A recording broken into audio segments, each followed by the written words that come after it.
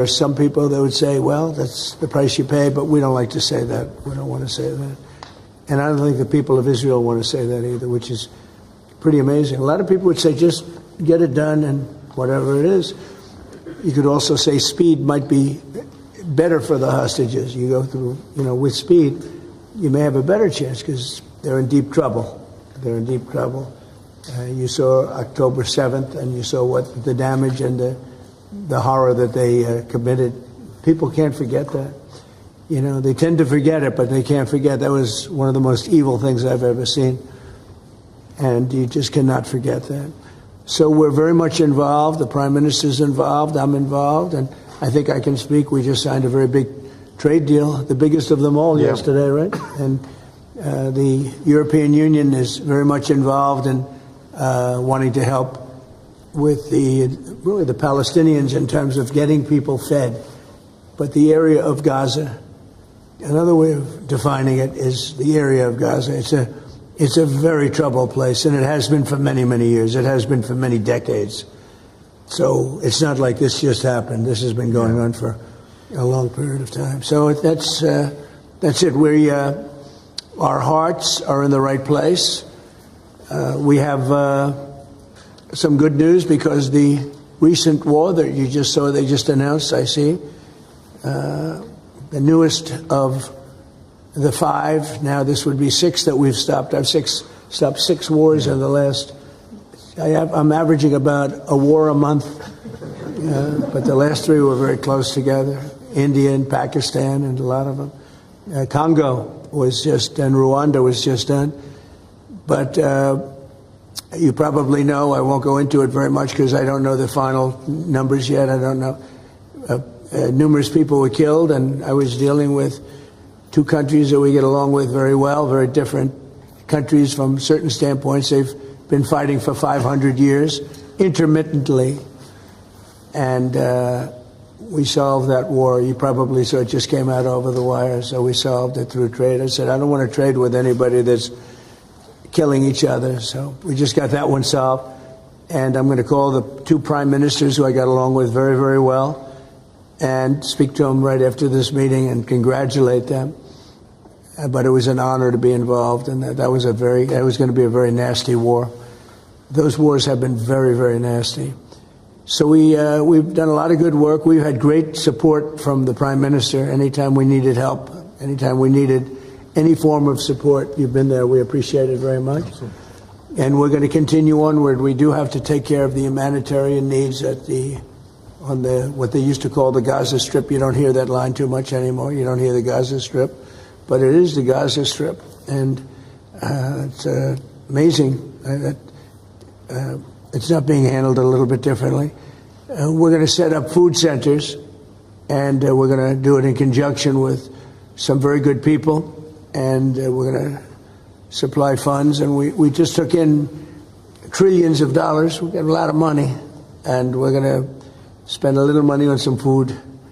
And other nations are joining us. I know your nation's joining us, and we have all of the European nations joining us, and others also have called, and they want to be helpful. So we're going to set up food centers and where the people can walk in and no boundaries. We're not going to have fences, and they can't. They see the food from 30 you would say yards away, and they see the food. It's all there, but nobody's at it because they have fences set up that nobody can even get it.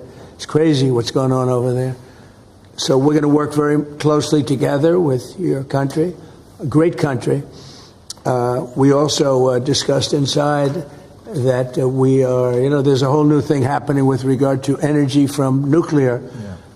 And the Prime Minister's looking at that very strongly. And I know you have Rolls-Royce nuclear plants. That sounds pretty good, right? I love that. What a great brand that is. But you're also doing the Rolls-Royce or the nuclear plants, the smaller plants. We're doing smaller and bigger, but the small is interesting. They do a small plant, very easy, very safe, and as they need more, they hook up another plant, and they have a series of plants instead of, doing the $20 billion plant. That gets tough for a lot of people to do. So we're just studying that. It sounds like you're very far progressed, but that's a great thing you're doing on nuclear. We opened up nuclear about 2 months ago, and it's now safe and very inexpensive.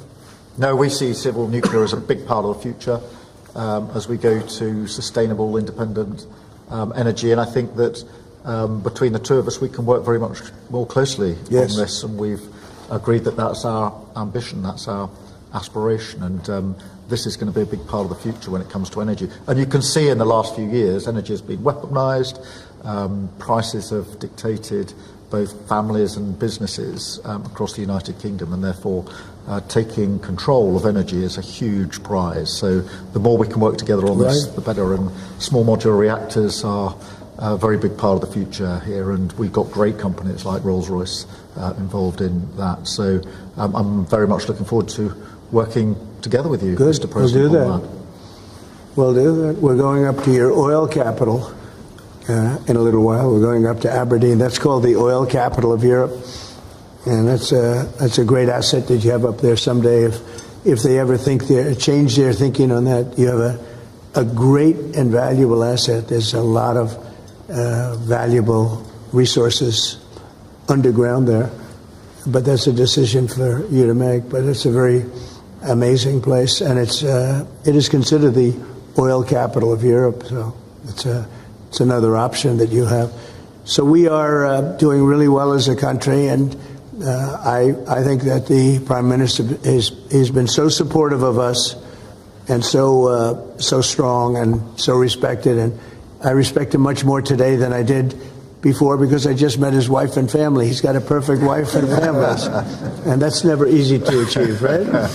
But I take no credit for that. But he's become a friend, and together we got a deal done that has not been able to be done. It was a deal that's very good for both parties. A really good deal for both of our countries, and very, very well received here in the United Kingdom. So thank you very much for having us. Thank you. Appreciate it. Any questions? Mr. President, Russia. Earlier you said that you were going to change the deadline from 50 days. Yeah. What is your new deadline? I'm going to make a new deadline of about 10 or 12 days from today. There's no reason in waiting. There's no reason in waiting. It's 50 days. I want to be generous, but we just don't see any progress being made. Mr. President, you just talked about setting up food centres in conjunction with other organisations. Right. You're talking about the Gaza Humanitarian Foundation or recognised aid agencies. How will this work? Well, it's going to be working with the United States. We'll be helping with the food. You know, we have a lot of access to food. We got a lot of food ourselves, and we're going to bring it over there. We're also going to make sure that they don't have barriers stopping people. You know, you've seen the areas where they actually have food, and the people are screaming for the food, and they're 35, 40 yards away, and they won't let them because they have lines that are set up. And whether they're set up by Hamas or whoever, but they're very strict lines, so we have to get rid of those lines. But we're going to be getting some good, strong food. We can save a lot of people. I mean, some of those kids that's real starvation stuff. I see it. And you can't fake that. So we're going to be even more involved. We did some airlifts before, some airdrops, and the people are running for it. And the Prime Minister is going to help us. They're very effective with that. You've done that before, and for many, they've done that for 100 years very well. So it's not very hard to do, actually. Yes. President, you say you love Scotland. You're the most Scottish president ever in the White House. Is there a better deal to be done for Scotland, for Scottish industry, and the deal that you've done with the Prime Minister? Whisky, for example. Well, I have great love for Scotland. You know, my mother loved Scotland, and she loved the Queen. I don't know, I might hurt myself by saying that the monarchists are going to like it, some other people, but she loved the Queen. Whenever the Queen was on television, she wanted to watch. And she would come back religiously. She'd come back to Scotland once a year with my sister Marianne, primarily, and sometimes my sister Elizabeth also. But they loved this part of the world. And, you know, we're talking about the Isle of Lewis. We're talking about serious Scotland. That's serious Scotland. There was no doubt about it. So, yeah, it gives me a feeling, you know, it's different. You go to another country, you have no relationship to it. You get to like maybe the head of the country or something. But it's different when your mother was born here, Stornoway, right in Stornoway, a beautiful little place. Is there a better deal to be done for Scotland, for whisky, for example? Because of your love of Scotland, is there a better trade deal to be done for Scottish businesses like whisky? Well, I assume when we do our trade deal overall, a lot of it comes to Scotland, I hope. Maybe all of it should go to It's a Scotland. very good deal for the whole United Kingdom, and we're already achieved great things under the deal, and we'll achieve even more as we work together. A lot of it is going to Scotland. I mean, I do know that, but I mean, we're dealing with the UK, but a lot of it comes to Scotland. And you know, I was very particular. This is a part of the world I want to see thrive. It's going to thrive. Mr. President, back to Gaza. You talk about Hamas stealing food and stealing aid. What responsibility does Israel have for limiting aid to the region? And if I could ask a follow-up to the Prime Minister, what pressure can be put on Israel? Is that something that you and the United States could work on together? Israel has a lot of responsibility. They're hampered by the fact that you still have 20 hostages or so. And the people of Israel are very concerned about the 20 hostages. It's very interesting. You could say they could be more concerned about retribution than the 20 hostages, but they really want the 20 hostages to survive and live to make it. You know, many of the hostages came to my office in the Oval Office, and I was amazed by, I would ask them the question, was there any sign of love? Was there any sign of, when you were a hostage and you have all of these people from Hamas around you, sometimes 100, sometimes 10, sometimes 2, but you're a hostage and you're being stored in a pipe. It's not even really, a cave, or it's a pipe, a little pipe. And some said they didn't think they were going to make it because they were losing air. There wasn't enough air, and they'd open up the pipe just in time, but they didn't do it on purpose. They just happened to open it. They got lucky. But I said, did they ever wink at you and say, like, don't worry, you're going to be okay? Did they ever give you some extra food, even if it was a piece of bread? Did they ever give you anything during that time? And some were there for 400 or 500 days now, right? It's a long time, a year and a half, more than that. And not one person said there was any love from anybody. You know, in other words, you have hundreds of people, and you see it in the movies where somebody's a prisoner and somebody's helping. You even see it with Germany, where people would be let into a house and live in an attic in secret. You know, you'd see signs of some. I said, did you see anything like, did they wink at you? Did they say, don't worry, you're going to be okay? I ask that question all the time. I've never received one answer that said, yeah, they really wanted to help. No, the hatred is just incredible. But certainly access to food issue. What more can Israel do? And the Prime Minister as well. Well, I think Israel can do a lot. I will say that Iran, I think, interjected themselves in this last negotiation. Can you imagine the beating they took? We wiped out their nuclear possibilities. They can start again. If they do, we'll wipe it out faster than you can wave your finger at it. We'll have to do that. We will do that gladly, openly and gladly. They've been saying, Iran's been sending out bad signals, I'll tell you. For a country that just got wiped out, they've been sending very bad signals, very nasty signals. And they shouldn't be doing that. They shouldn't be doing that. They were talking about things that they shouldn't be talking about. They were interviewed on a recent show, and the foreign minister saying things that he shouldn't be talking about, shouldn't be saying. And I think they got involved in this negotiation, telling Hamas and giving Hamas signals and orders, and that's not good. That's not good. I would say, look, we need to get the hostages out. They've been held for a very, very long time, and we must always start from there. But also recognise the situation on the ground in Gaza is absolutely intolerable, and I think that certainly speaking for the British public and myself, seeing those images of starving children in particular are revolting, and there's a sense of revulsion in the British public at what they're seeing, and they know, and we know, that humanitarian aid needs to get in at speed, at volume. Yes, some could be airdropped, and we're working with others, with the US, with Jordan, on that, but the trucks need to get in, because that's the only way you can get the volume in. And we do thank the President for the work he's done to try to get to a ceasefire, which we desperately need, but also to put aid in to the region. There needs to be much more of that. We need to galvanise other countries in support of getting that aid in. And yes, that does involve putting pressure on Israel, because this is a humanitarian catastrophe now. We also need to look beyond that situation to what then happens in the event of a ceasefire, which is desperately needed. And that's why I'm really pleased that we're having a discussion about what a peace plan would look like after that, the component parts of that. And we have to be really clear at this point that Hamas can play absolutely no part in any future governance in Palestine, and and in Gaza. And it's really important that we're clear about what triggered this, who took the hostages, and calling out Hamas for what they are, which is a terrorist organisation. But I think today the focus has to be on getting that humanitarian aid in. Will the UK avoid your pharmaceutical tariffs, and will it happen before August the 1st? Well, we'll be announcing on pharmaceuticals sometime in the very near future. We have a very big plan on pharmaceuticals. We want to bring a lot of the pharmaceuticals back to America, where they should be.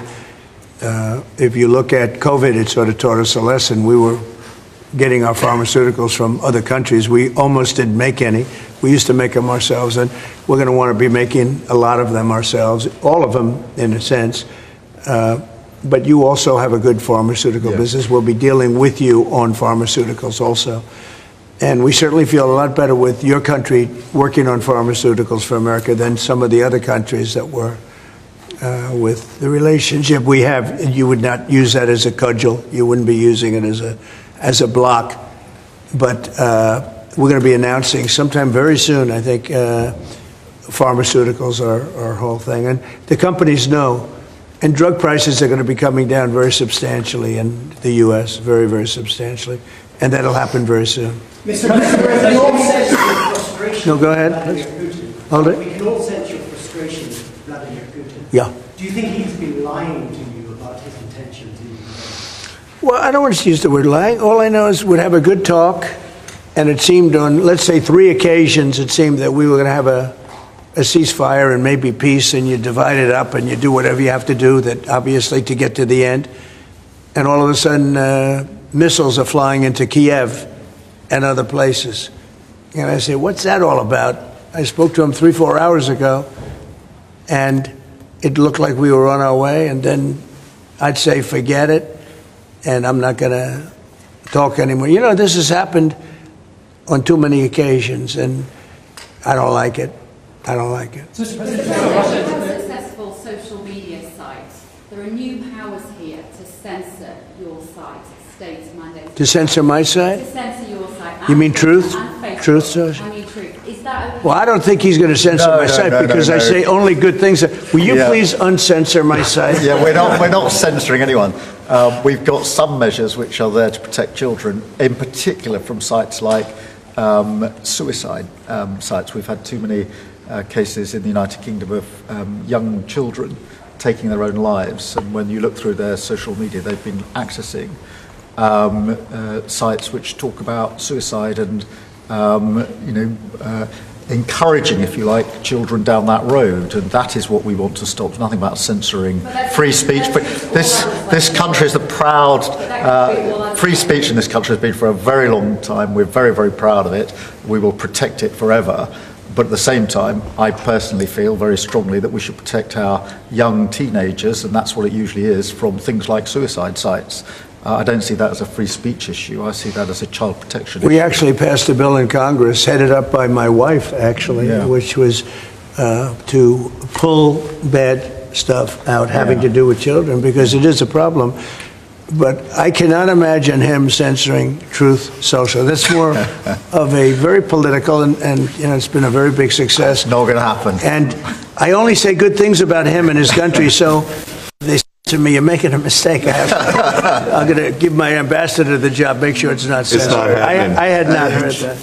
You're a big investor in this area, Mr. President. Say it? You're a big investor in this to put it mildly, like this ballroom that we built from scratch. Do you worry, though, about the risk of increased taxes here? Will that stop them investing?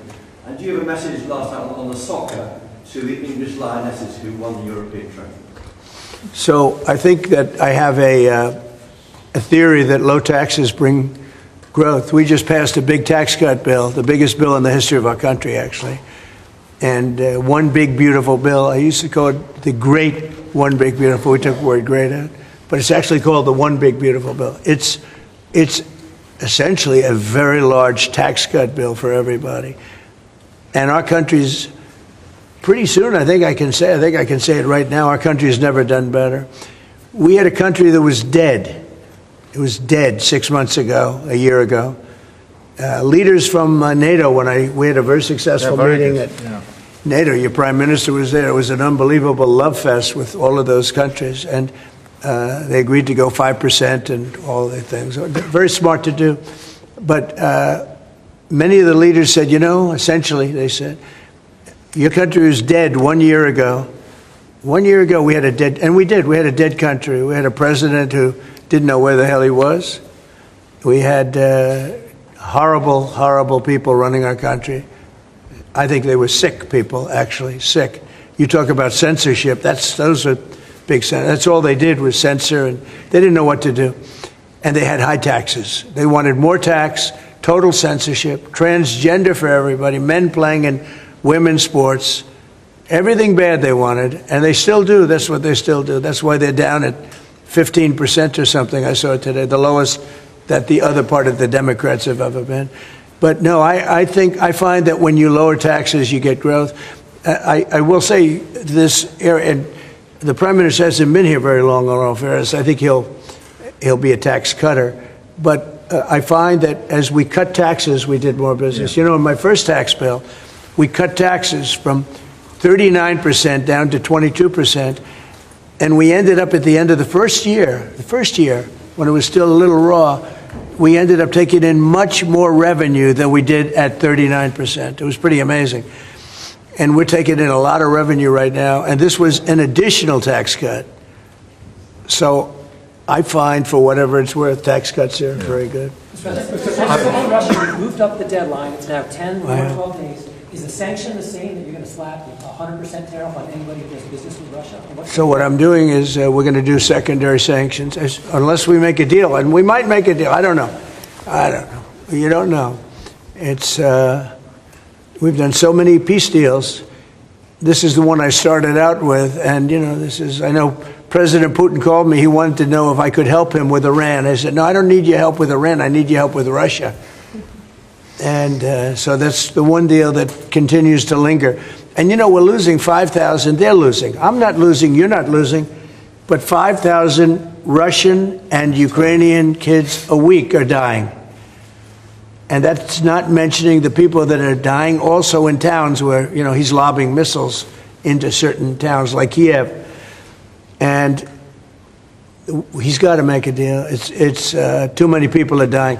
It's a really bloody war. And the 5 is now, they're really telling me that number is obsolete. It's like 7. That's terrible. So you have 7,000 Russian and Ukrainian soldiers dying every single week for no reason whatsoever. So you would think, based on common sense, you would think he'd want to make a deal. We'll find out. Have you had any other Ukrainian channels conversations with the Russians reiterating this? In what? Reiterating this new pressure and deadline. Yeah, we're going to have you're the press. I'm reiterating it to you. I'd say 10 to 12 days. I'll announce it probably tonight or tomorrow. But there's no reason to wait.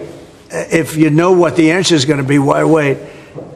And it would be sanctions and maybe tariffs, secondary tariffs. You know what a secondary tariff is. And look, the Russian economy, I don't want to do that to Russia. I love the Russian people. They're great people. I don't want to do that to Russia. But this thing, they're losing a lot of Russians. They've lost 1 million Russians. And that's the, sons. That's the sons and daughters of Russian families. They leave the house. They go, bye, mom, bye, dad, and then they get blown away. And Ukrainian, too. Look at Ukraine. It's a disaster what's happened there. But it continues to go on.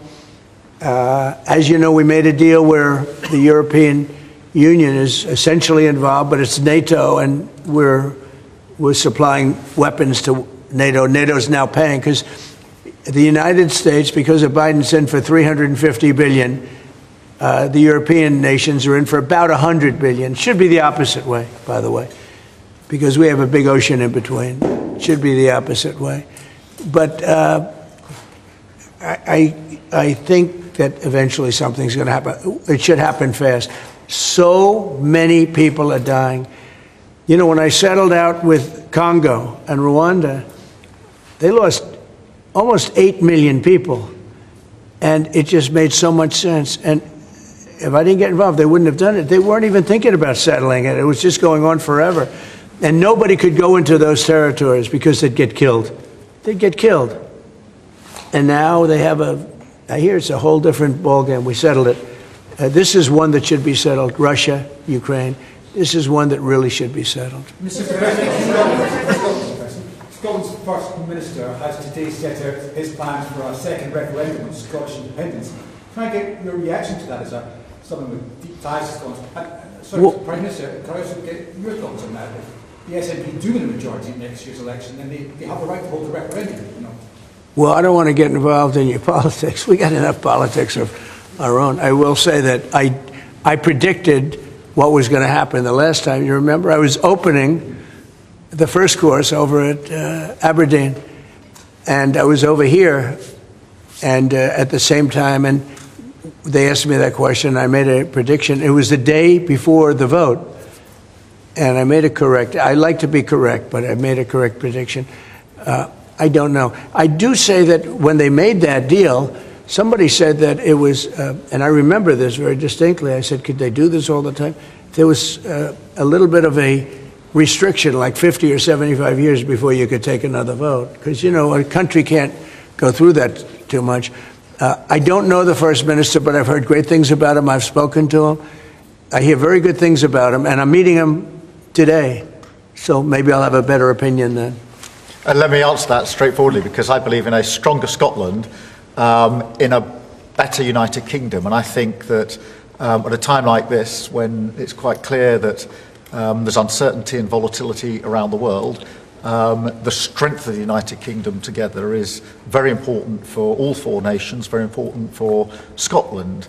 And that should be our priority, that should be our focus, not on the politics, which feels like the politics of yesteryear now, at a time like this. And I think that the First Minister should probably focus more on his delivery in Scotland than on his constitutional issues, and we might have a better health service in Scotland. But at a time like this, I think the United Kingdom is always stronger as four nations. I think that's better for all four nations. I think that's how Scotland is stronger.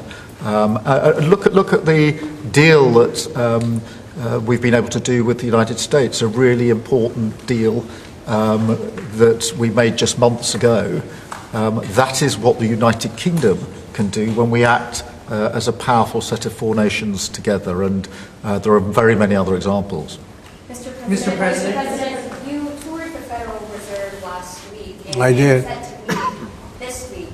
Do you think your visit has inspired a potential rate cut, or how do you see things shaping out this week? Well, it's interesting. I did tour it. I toured the building. And if you looked at this building, if you came here like 14, 15 years ago, we've had it a long time. It's been an honor to have Turnberry. But I was on much more opulent walls, ceilings, floors. We had to do this.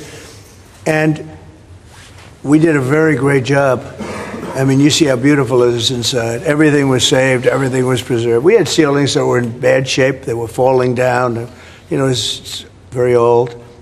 Wasn't properly maintained. Now it's brand new and beautiful. And we saved everything. If you really think here, you took a look and you were sort of commenting to coloring the. Now this is a brand new building, but if you look outside, it's equally opulent and beautiful. And we didn't do that by spending hundreds of millions of dollars in surrounding a railing underneath an area that you're painting. I mean, I've never seen anything like it. Brand new, beautiful plywood, very expensive, wrapped around a figurine or a railing to preserve it. But you don't have to do that. You can just wrap a cloth, they call it a blanket, and you don't even have to do that if you're careful when you're doing the ceiling. But I don't know what they did. They'd take down a ceiling and put up a new ceiling, and the new ceiling had no opulence to it. Or they'd fix the ceiling. But I would say that all I need is a good plaster and a can of paint. And, they spent $3.9 billion. And I spent a lot of money too, but it's I'd say 3.8 billion less, meaning I spent probably $100 million making this place incredible. And you were saying a lot of that was local trades. I used local trades. We were looking at the windows, I think, in the next room. I had local trades do a lot of this. We have the most opulent windows next door, and I had a choice. Do I take them out? And, they've suffered through 125 years of storms. You have very big storms in this area. When you have a storm, you have a storm. We do it properly. And they made it, barely, but they were in bad shape. So I had some local people come up and we looked at them. You have some great craftsmen here, I think is what you're getting at. And they said, sir, honestly, they've had it. We can copy it and do it much better. And they did. If you take a look at the windows in the various dining rooms, they're magnificent. And they're new, and they're much better looking than what was there. Same exact look, other than a much higher quality. And they're local people. I used a lot of your local people. You have really great local tradesmen here, yes? But do you foresee a rate cut this week? Do you expect a rate cut? Yeah, meaning a tax cut? No. Do you expect the Fed to cut rates this week? I think he has to. You had 11 cuts, In Europe, they had 11 cuts. In other places, they had 10 or 11 cuts. And we had none, but I'm not going to say anything bad. We're doing so well, even without the rate cut. With the rate cut, it would be better. It affects our housing a little bit. Look, we should be 3 points lower. Each point is $360 billion. Can you imagine that? That's big numbers. Each point, 1 point of cut, is the equivalent of $360 billion in savings. That's big stuff, Those are big numbers in the U.S. Everything's big. He should cut. A smart person would cut. He leaves very soon, so it's like one of those things. But I'll miss him greatly. I'll miss him. Have you or will you enlist the Prime Minister in your effort to bring the open back to Turnberry? And Prime Minister, you described this beautiful course. Do you agree with the President that it's time to bring the open back to Turnberry? Well, as you know, that's not a matter directly for me. That's for the sporting authorities. But look, it is the first time I've been here. It's absolutely magnificent, both inside and out, and looking at the courses itself and the building. It's incredible. But the decision on the Open is not a decision for me, as you'll understand. I should just pick up on the earlier question, because I, for one, will say congratulations to the Lionesses. Last night, our women's football team won the Euros, defended the Euros, I should say. It's a big story. Which was a really big success, and the mental and physical resilience that they showed was quite incredible. So it's a big deal. There's a lot of bunting out today and tomorrow to celebrate them bringing that cup home. Did you get the chance to do any planning for the upcoming state visit? And how is that going to work? Where would you stay? And anything about this? Well, I'm looking forward to it. It's never been done before, twice. We had our original at Buckingham Palace, and now I guess we're going to Windsor. And it's never been done. And I'm a big fan of King Charles. I've known him for quite a while. He's a great guy, a great person. He looks really well to me. He looks great. So we look forward to coming over. It's going to be. It was one of the most beautiful evenings I've ever seen. I hate to say it, but nobody does it like you people in terms of the pomp and ceremony. It's true. And I look forward to being here with the ambassador. Our ambassador is a very, very successful man who just wanted to do this. And I said, how are you going to be able to do that? And he's so committed to the relationship between the countries. But he's a very great guy and a very, very successful man. So I very much thank you for doing this. No, thank you for the honors. Mr. President, during this state visit, will you go to London, or are you worried it's no longer welcome? About what? Will you visit London during the state visit? I will. I'm not a fan of your mayor. Why not? I think he's done a terrible job, the mayor of London. But a nasty person. I think he's done. I think he's a friend of mine, actually. No, I think he's done a terrible job. But I would certainly visit London. Yeah. Would you like to recall? So MP Nigel Farage has asked Parliament to be recalled when you're there. Well, I like Nigel. I mean, Nigel, as you know, is a friend of mine. Nigel's done very well. He's a friend of mine. And Keir's a friend of mine. Would you recall Parliament so that the President can talk to MPs? Well, Parliament's in recess at the time, but look, I do want to be clear. This is an unprecedented and very special state visit. This has never been done before, and there'll be many elements of it that have never been seen before. So this is going to be a historic occasion, and we're all very much looking forward to it. And I was very, very pleased to be able to put forward the invitation when we were at the White House earlier this year. So, but this is not just a state visit. They're always incredible occasions, and this is an unprecedented second state visit. So you can imagine just how special that's going to be.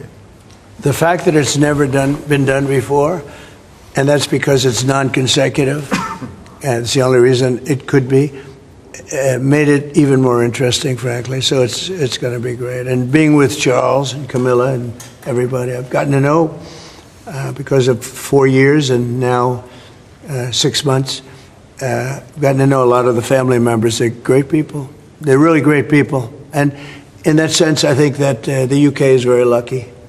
You can have people that weren't great people. I don't know if I'd say that, but you could have people that weren't. But we're very lucky to have our royal family. They're absolutely fantastic. So we really look forward to that. As far as Parliament, if he wants me to speak in Parliament, I'll do it.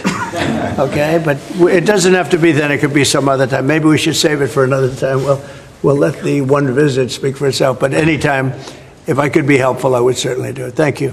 Mr. President, with the EU deal, what alternatives are you considering to get the hostages out if there's no ceasefire? Well, there are a couple of alternatives. Some are pretty strong, but the most sensible alternative is talk and negotiation. But I said a long time ago, at a certain point, they're not going to be talking because they're going to lose their shield. The hostages are a shield for them. They did horrible things on October 7th, and the hostages are a shield. And I said, you're going to get down a number, and the number's going to be at a point where you're not going to be able to get them back unless you're going to be very energetic, or to put it a different way, unless you're going to be very ruthless and violent. It's a bad situation to be in, very bad. Mr. President, with the EU deal last night, you talked during the campaign about President Putin respecting you and helping you have a relationship with him. Do you still feel that way, that he respects you, considering the conversations you've had that have been really nice? Yeah.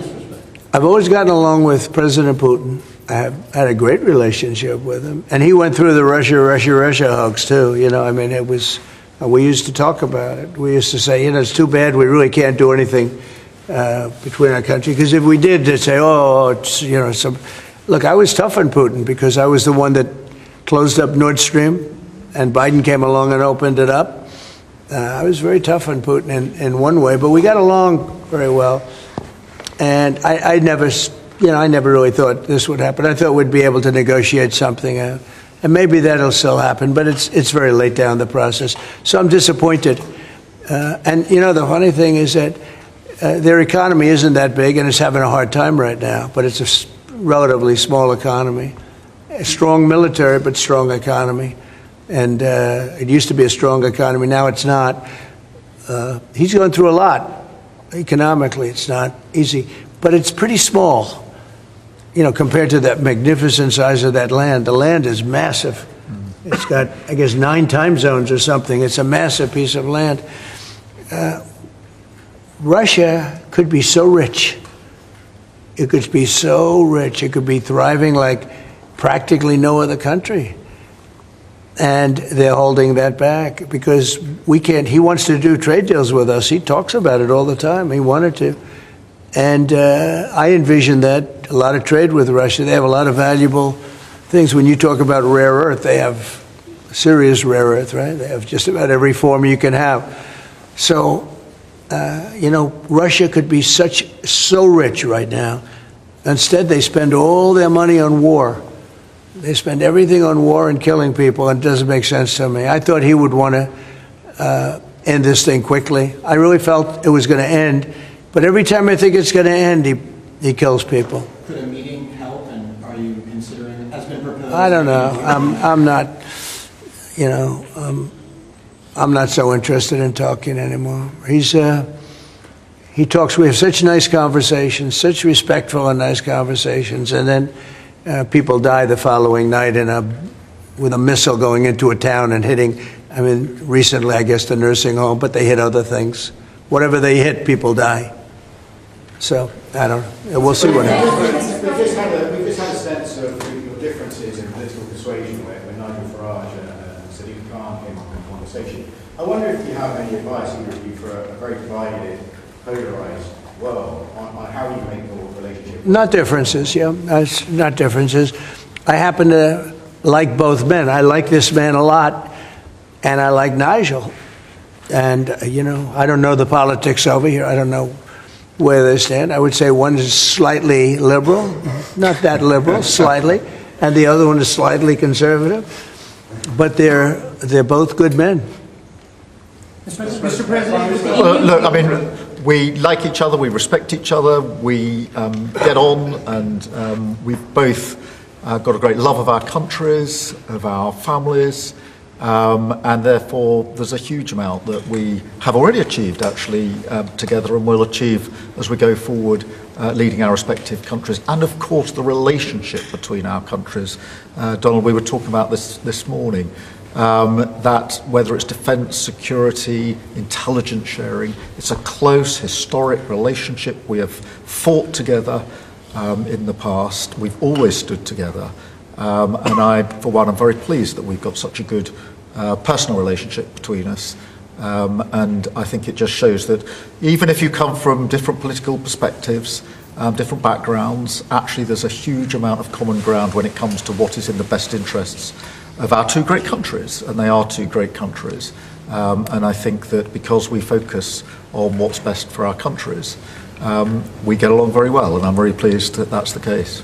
Mr. President. Well, I do know he wants to cut taxes as much as he can, and politics is pretty simple. It's I assume there's a thing going on between you and Nigel, and it's okay. It's two parties, but generally speaking, the one who cuts taxes the most, the one who gives you the lowest energy prices and the best kind of energy, the one that keeps you out of wars. He's kept you out of wars, but the one that keeps you out of wars. You have a few basics, and you can go back 1,000 years, 1,000,000 years, whoever does these things, but low taxes, keep us safe, keep us out of wars, no crime, stop the crime, and in your case, a big immigration component, because I know that your attitude has become strong on immigration, strong on the toughness of immigration.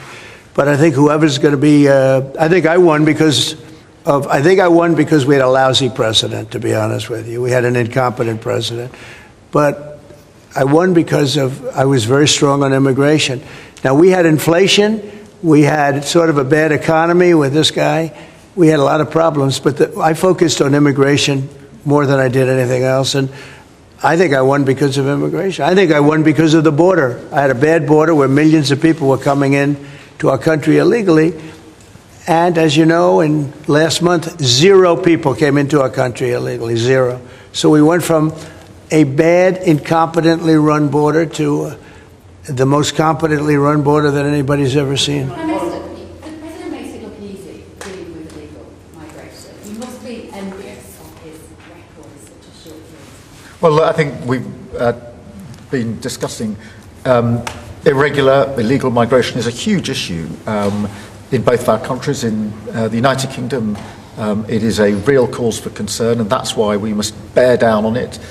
in all its aspects, upstream, across Europe, where a lot of ours comes into through northern France, across the Channel, working with our allies, with our colleagues to break the gangs that are actually running this trade. But equally being very strong that when people have arrived in this country who've got no right to be here, then we should be removing them to their own country. And that's why I'm really pleased that we've been able to focus on this very intensely and get 35,000 people out of the United Kingdom who had no right to be here. Because the message has to be, you can't make your way to the United Kingdom. We won't tolerate our rules being broken. And if you get here, you will be returned to where you came from. And it's really important that we bear down on that. We're such an attractive place for people to come if they want a better life, because we are. People coming via the rules are always welcome. Of course, we've welcomed talent and people into this country for centuries, literally. But what the British people will not tolerate is those that break the rules.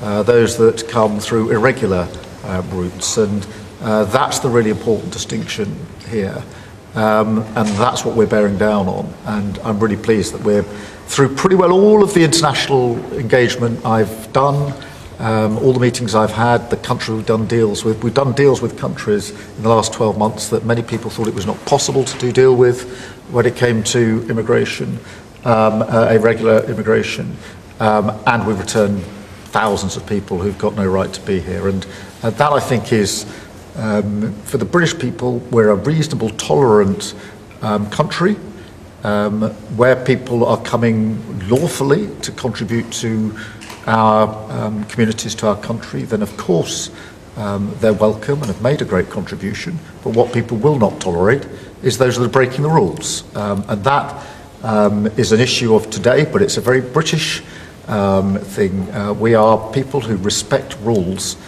We don't approve of those that break rules.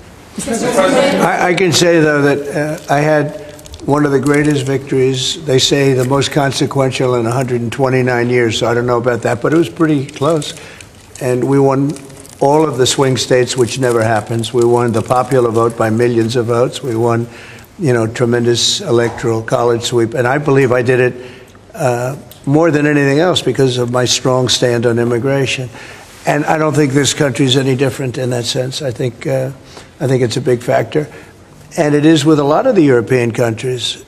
Some of the countries have lost their way, and they have tremendous crime because of it. I mean, you had countries with no crime that now have tremendous crime. And you know the countries, and I know the countries.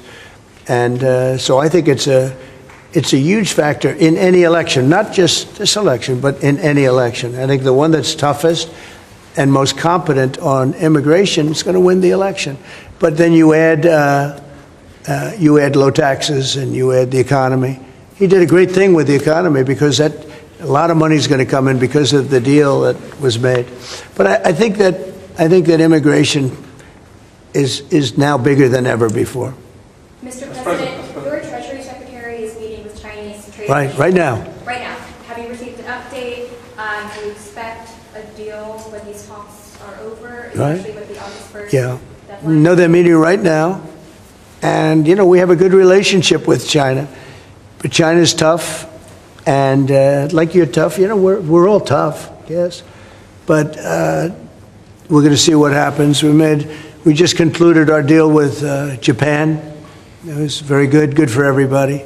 We're making, great deals. We're making deals that are good for us, but we want them to be good for everybody. It's important. It's sometimes I'll do something that I shouldn't do because it's not very important for our country, but it's very meaningful for the country on the other side. And I'll let them have that point because it's very important for them. So I don't know, but we've made a lot of deals in the last couple of months. And then ultimately, as you might as well know, we're going to because we have, you have 200 countries, more, but people don't know that. You got a lot of countries. And I wouldn't want to sit down with 200 people and have to deal the way he was calling me all the time. We want this, we got to have that. These are tough negotiators. These are, look, smart people, are tough negotiators. They know what they want. And but we're going to be setting a tariff for essentially the rest of the world. And that's what they're going to pay if they want to do business in the United States. Because you can't sit down and make 200 deals. But we've made the big ones. We just finished Indonesia. They opened up their country. We just finished Japan. They opened up their country. You know, Japan opened up the country. They were totally closed. They opened up to our cars, even to rice. Rice was a big deal. They would never take anybody else's rice. They're taking rice. But they opened up their country. Philippines, we just finished. They opened up their country. They were very closed. I'd love to see China open up their country. So we're dealing with China right now, as we speak. Yeah, we're dealing with China right now. The deal you've got with the UK is better than the one with the European Union. Is that because you think Brexit was a good idea in this country? No, look, you know, we have a very special relationship with this country. Like, you know, my mother was born here. And not only born here, loved it. She'd come back, I told you, religiously every year. And she'd go up to Stornoway and see her relatives. But she loved the country. Yeah, it probably has, it always has an impact. Always has an impact. But, you know, Germany has a new leader, and I think he's terrific. I think you like him too. Yeah, I think he's terrific. My father was born in Germany. Or his parents said, we're just out. But, so, you know, you have a lot of feeling for this part of the world. I do. I want to see this part of the world do well. Germany, Scotland, UK. I want this part of the world to do well. All of the nations. You know, you do feel a certain, you have a feeling, a warm feeling toward a part when your parents are born essentially here. And I think maybe it's slightly different. Maybe it's not. I don't know. But maybe it's slightly different. Mr. President, the President completely rule out a pardon for Ghislaine Maxwell when you landed. Is that something you would ever consider, and why? Pardon for who? For Ghislaine Maxwell. Well, I'm allowed to give her a pardon, but nobody's approached me with it. Nobody's asked me about it. It's in the news about that aspect of it, but right now it would be inappropriate to talk about it. So, Mr. President, your opposition to offshore wind is well known. In Scotland, wind is a disaster. But in Scotland and across the UK, wind farms. I know, it's a shame. It's not his fault. I used to tell Alex Salmond. Have you spoken to the Prime Minister, and will you speak to the First Well, Minister? all I can do is give my look. Wind is the most expensive form of energy, and it destroys the beauty of your fields and your plains and your waterways. And look out there. There's no windmills, but if you look in another direction, you see windmills. When we go to Aberdeen, you'll see some of the ugliest windmills you've ever seen. They're the height of a 50-story building. And you can take 1,000 times more energy out of a hole in the ground this big. This big. It's called oil and gas. And you have it there, the North Sea. This big, that nobody would even see. You can take 1,000 times more power. Because the wind is intermittent, it doesn't work. It's extremely expensive. All the windmills are made in China. They used to be Germany and China. Now they're mostly in China. They all come out of China. They say that the blades, which are carbon fiber, you can't bury. Oh, okay, you can't bury. What are you going to do? Dump them in the ocean someplace? Because they only last a certain period of time. And remember, a windmill has a life of 8 years, especially when they're out in the salty sea. And they start to rot and to rust. You're going to have to replace them. It's very hard to replace them. Wind needs massive subsidy. And you are paying in Scotland and in UK and all over the place where they have them, massive subsidies to have these ugly monsters all over the place. So I've restricted windmills in the United States. Now, a couple, we have, you know, the poor stupid people at the beginning, they approved them. So they have their full approvals. But I've restricted windmills in the United States because they also kill all your birds. You know, they wipe out. You know, it's interesting. If you shoot a bald eagle in the United States, they put you in jail for 5 years.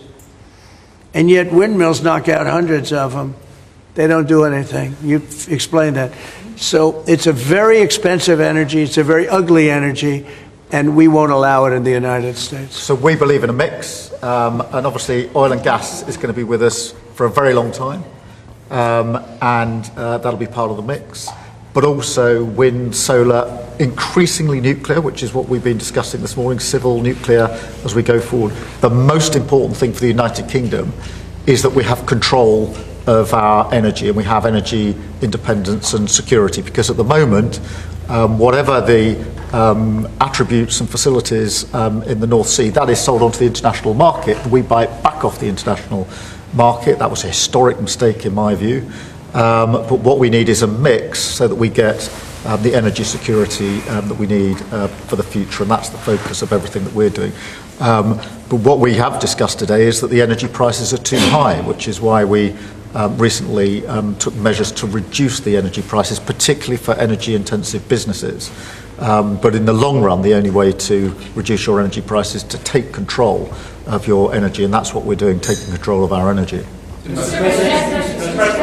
Our King Charles, who you are a great friend of, is a big fan of eco-projects, windmills, as you call them.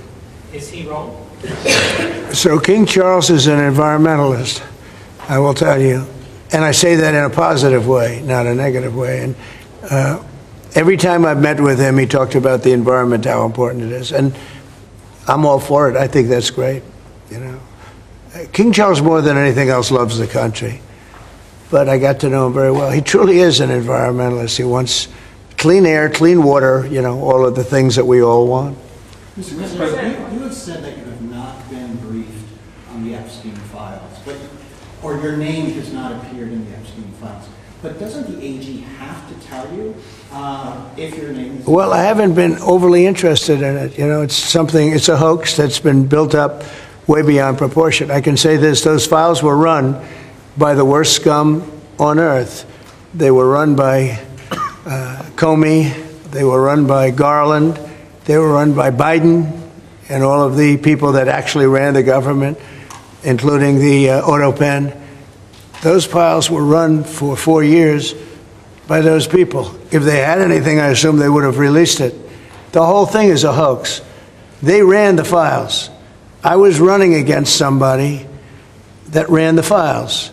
If they had something, they would have released. Now, they can easily put something in the files that's a phony. Like, as an example, Christopher Steele, a person you know well, happens to be from your country. But Christopher Steele, as an example, wrote a book, a dossier.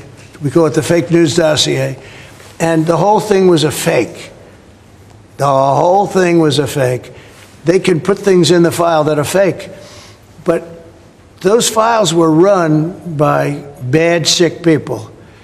If they had anything, why didn't they use it when I was killing Joe and then he gave out because he was 25 points down? And then I got somebody new. Nobody even knew anything about her. She was a horrible vice president. She was a border czar, but she never went to the border. She never once called a border patrol agent to find out how we're doing. But she was the border czar. Her name was Kamala. Nobody knows her last name. It was Harris. But nobody knew her last name. So I ended up, how would you like to end up in a race where you're killing somebody, you're beating him, and then they say, all right, we'll take him out. He's not working. Let's put somebody else. And then she had a 6-week honeymoon. It was amazing. They predicted she will have a 6-week honeymoon, and she did. And then she got slaughtered.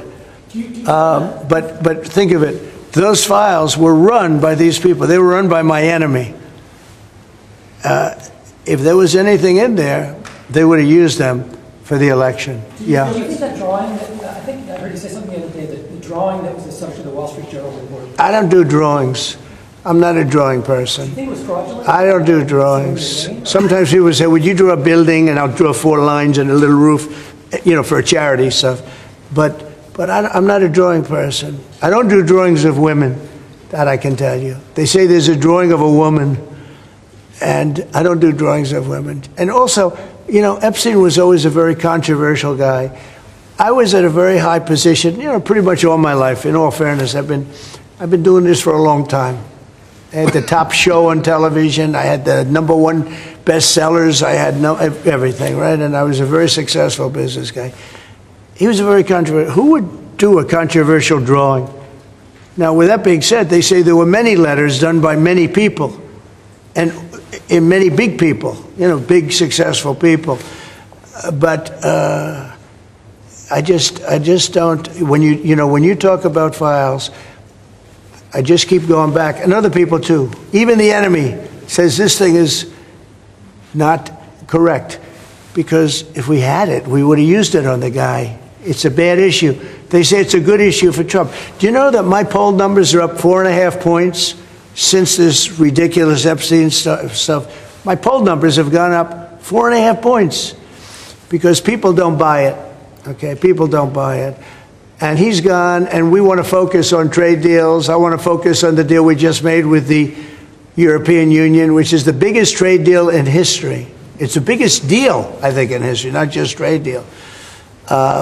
So if they would have had something, they would have used it. And people keep writing stories about the time he threw him out of Mar-a-Lago. Can you settle that? What was it about? What caused the breach with him?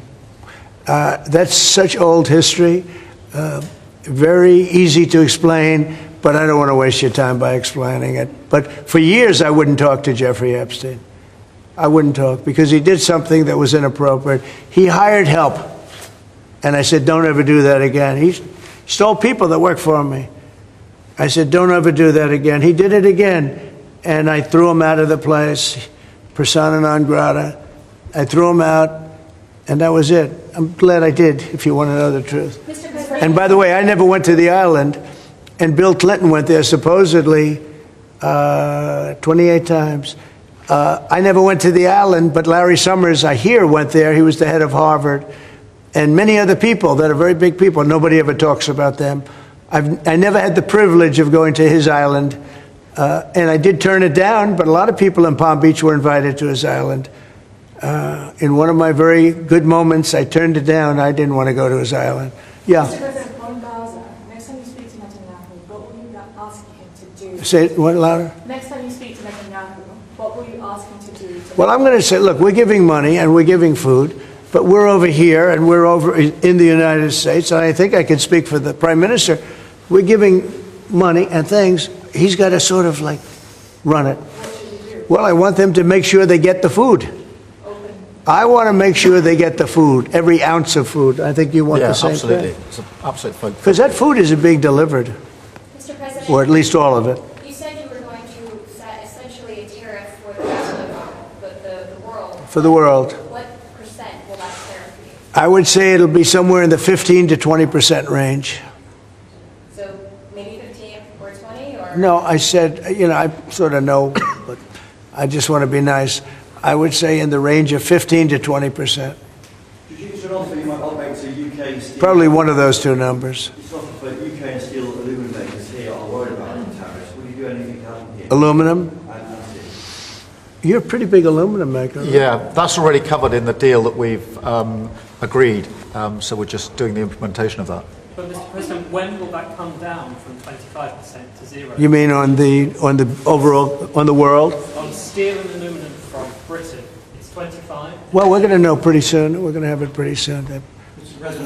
You have no idea that these people are tough negotiators, okay? But we're a big buyer of steel. But we're going to make our own steel. We're going to make our own aluminum for the most part. But we buy a lot of aluminum from right here, and a lot of steel too. Yeah. Who are you with? Who are you with? Because you're asking such a nice question. TV News. That's from TV News. Very good. Good. They're lucky. We have a lot of unhappy farmers in this country at the moment, and I'm sure the Prime Minister won't thank me for raising this. We've had changes to inheritance tax, which mean a lot of farmers feel they're going to lose their farms when they die at their father. How important are farmers to a country? You mean they're going to lose the farm because of estate taxes and things? So what I've done... Pay so much, they're cash poor, but they have great... I know. Well, they're cash poor. They're land rich and cash poor. A lot of people are... I've had that too. Sometimes I'm land rich and cash... Sometimes I'm cash rich and land poor. I like it both ways, but as I get older, I like the more conservative route. So I did something that I don't know if you can do, but it was great. I love our farmers. As you know, in our tax bill, we have a clause that's very important. We were losing a lot of farms to the banks because a loving mother and father would die and left their farm to their children, or their child, but their children, their family. And they loved their family, and they thought they were doing them a favor, but they had a 50% tax to pay. So the land would get valued, and at a high number, because some of the farms were valuable, but they didn't, you know, they couldn't quantify it. And they'd go out and borrow money to pay the estate tax, or the death tax, as it's called, and they'd overextend, and they'd lose the farm, and they'd commit suicide in many cases. No. Our levels are nowhere near 50%. They're not. We've just introduced where it's paid over many years. Works out well, that's good. An extra 2% a year over 10 years. So it's not at those levels by any stretch of the imagination. But the other thing that we've done, as you know, is make sure that we've got a pathway for farmers that actually increases their year-on-year income, which is the most important thing. And in all of the deals that we do, we ensure that our farmers are the central focus for much of it, particularly on the agriculture, including in the US deal, because I don't think we can go on for years saying that it's acceptable for farmers to have a year-on-year income which isn't sufficient. We've got to fix that problem. We can't simply live with that problem, so it's a very different situation. Well, we ended the estate tax. There is no estate tax on farmers. So when a parent leaves their farm, because again, a lot of these farms, they don't make a lot of money, but it's a way of life, and they love their way of life, and they love that dirt. That dirt is the most beautiful thing they've ever seen. They love it. I mean, they're farmers. They love doing it. They don't know how to do anything else, but they don't want to do anything else.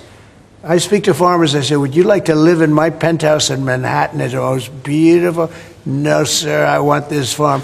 And what happens is, I mean, we were losing a lot of people to suicide. They'd borrow money to pay the estate tax, and they were not able to pay it. And some banks are ruthless; they wouldn't do anything, and they would end up committing suicide. We have totally ended the estate tax in those situations, so there's no estate tax. So when a parent leaves the farm to the kids, they don't have to worry about their local, possibly unfriendly banker coming in and stealing their farm. One of the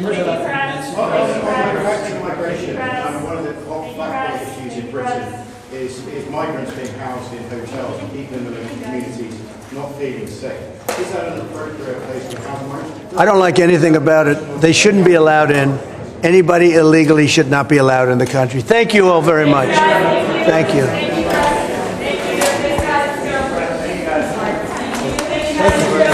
Take everything. Thank you. Thank you.